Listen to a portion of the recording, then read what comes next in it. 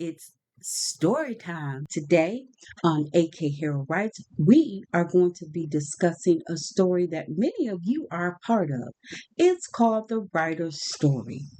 And because stories have many pieces and parts, we're going to break down one in particular today, the antagonist. Stay tuned.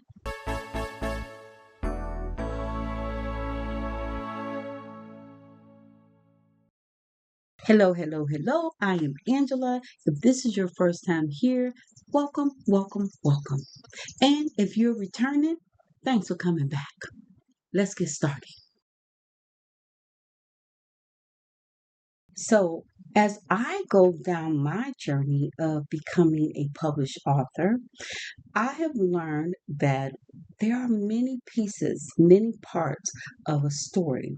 In particular, there is a character, a force, different types of what we might call an antagonist. When I look at the writer's story, the six main antagonists that I feel are usually within that story begin with one, the betrayer, two, supernatural forces, three, opposing forces, four, the misguided antagonist, five, authority figures, and last but not least, six, internal antagonists.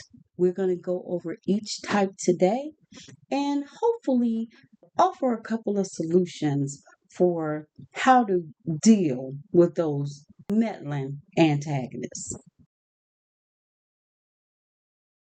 So the first type we have is the betrayer. Now, this is that person that is just nefarious, just downright unscrupulous. Some people might even call them a little evil. Those people that tell you that your work is no good, that you'll never be a writer, that no one will ever buy your book, that what you have to talk about is unimportant, or the ones who try to sabotage you when your debut novel is coming out. You know the type. It is Moriarty to Sherlock Holmes. Stay away. Now, the second antagonist are the supernatural forces. These are things that normally are unpreventable. Okay, so an unexpected health issue, a sudden death in the family, a loss of job, something to that nature. What can we do about supernatural forces? It's not like we had any control over them. However, what you can do is you can take the time, all the time that you need to deal with your emotions. And guess what? Writing can also be a way to deal with that. So use your writing in those moments to write down your feelings, to figure out a plan, to make sure that you're scheduling yourself to go to the doctor for unexpected health issues, to get the prescriptions, to do the exercise, to try to get the nutrition in. Whatever it is that you need to do that is in your control, do that. And whatever is outside of your control, guess what? Take a moment, reflect, write about it, and hope that things will get better.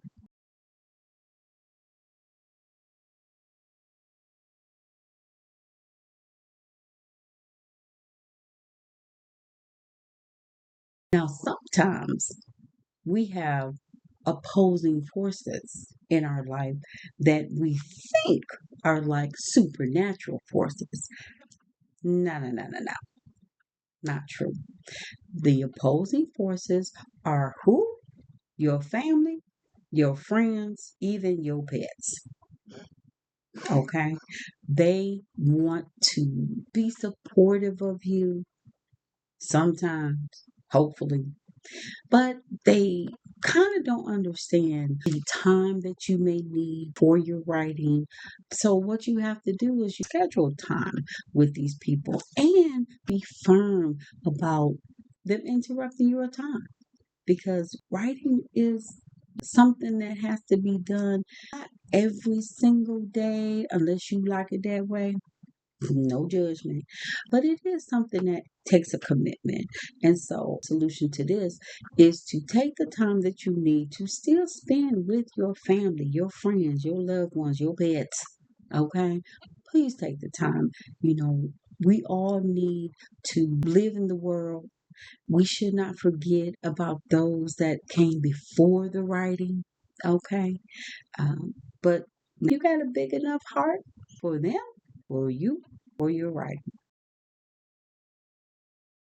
Now, this group, the misguided antagonists, child, they know not what they do. These are the writer friends, the fellow author tubers, the writing groups. Some of them want to help so bad, and they will try to explain concepts to you. They will try to give you all kinds of references. So, what do you do with the misguided antagonists? Well, if they're misguided, guide them back to where they need to be. How do you do that? You say, thank you so much for the advice. I'm going to use this part, but not that part. Don't ever be rude. Don't nobody like no rude person. So don't do that. Okay. Think before you speak. Sometimes they're so enthusiastic and they want so much to work in your favor that they may throw too much information at you at once. They may have understood a concept in a manner that isn't correct. And you probably won't know that as a newbie writer, unless you've read a few things, you've talked to a few people. So it's kind of like you can go through the little ranks and stuff to figure out who is misguided and who is not. But again, that takes experience, that takes talking to people, that takes listening to people. And so you may yourself be in that group, and you may also be trying to separate yourself from that group. But to solve this problem, take things with a grain of salt, do your research, talk to more than one person. And if you're not understanding something, maybe you need to talk to someone who can explain it to you more thoroughly. Again, these people normally are not trying to be against you. They're not those people, but they are over enthusiastic, and really sometimes you can put them over here in another group for when you need a little pep in your step. Now, this group can be huge for people, especially people who may want to be published in a traditional way. This is the authority figures. Yes, they can be antagonists. Let me tell you why. This includes your literary agents, your publishers, writing instructors, fellow authors, that group there. And the reason why they can be antagonists is because, one, a lot of them may not see you in the same light that you see yourself. They may try to put you in a box that you don't want to be put into. So you need to do your research on these people as well. It may take a few times. These are the people that also may reject what you are trying to accomplish. Not because they just hate what you do. They may not understand what you do. Okay? These are the people that you feel may be the doorway to what you want to accomplish. But I am here to tell you, go through the revolving door. Yeah. Don't ever be in a place where there's one way in and one way out. You want the turn door, okay? And that's on all sides. That's for them, that's for you.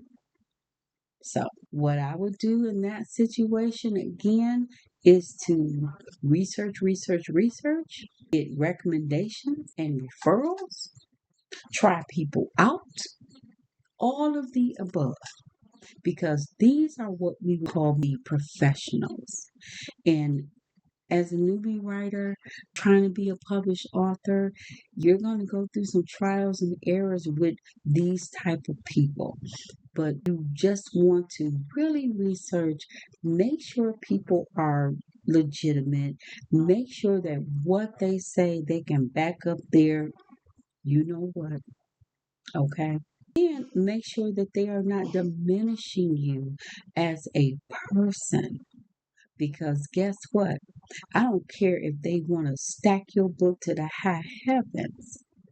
If you don't feel good with them, it's not going to matter. And yes, I had to get to one of the biggest antagonists that you will probably face as a writer. That's you. Baby, look in the mirror. You can be your own worst antagonist. This comes from not believing that you can do what you want to do, not believing that you can get published, not believing that your story matters, not believing that your story is worth sharing. A lot of times we procrastinate, guilty. A lot of times we are perfectionists, guilty. A lot of times we cannot stay committed to a certain schedule, half guilty. So go through and look at what your weaknesses are. Start to improve on those weaknesses. You're not going to become a published author, a great writer in a moment. You know, I mean, maybe, the good Lord will bless you like that. But most of us got to do some work. So I would implore you to write down what you know are weaknesses. Make a plan to see how other people who are good at that actually do things. If it means, hey, I am committed to writing a certain amount of words in a week, even though I'm a procrastinator, do that. Baby steps. If it means I need to stop scrolling on social media, you know who you are, then do that. If it means I need to get more technical, I really don't understand certain parts of a story, then take the time to learn. It is better for you to do that than to continue writing what you know to you is a piece of crap. That's just being real. Weaknesses can be overcome or at least strengthened, and there's all kinds of help out there. If you got a weakness and you don't know what to do about it, make a comment. If I know something, I'll tell you. If not, we'll find out the answer together. Okay? All right.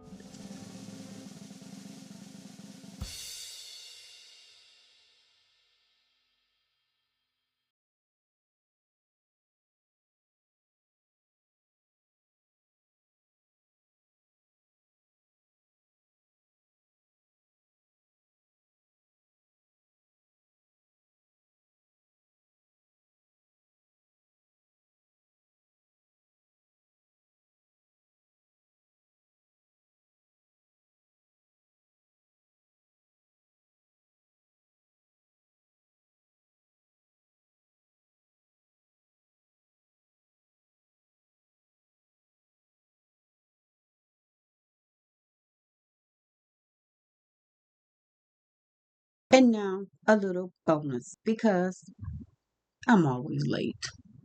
Mm, Forgive me, but guess what month this is? Historical fiction month. My favorite genre. So I put together a little list for y'all to take a look at, and you're welcome. Enjoy.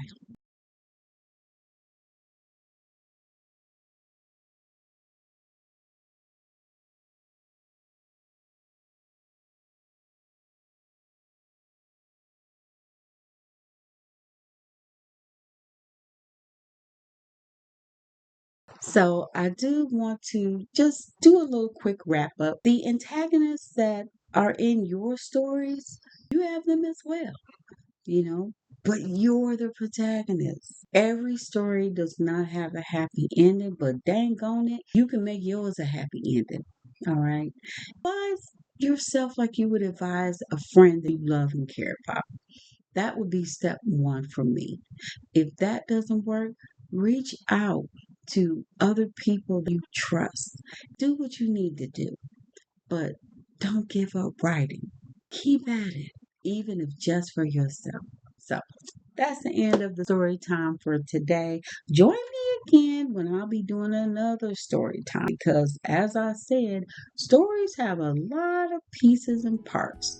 And dang on it, we're going to learn those pieces and parts so we can have a fabulous story, not just for our characters, but for ourselves. Happy reading and happy writing. Bye.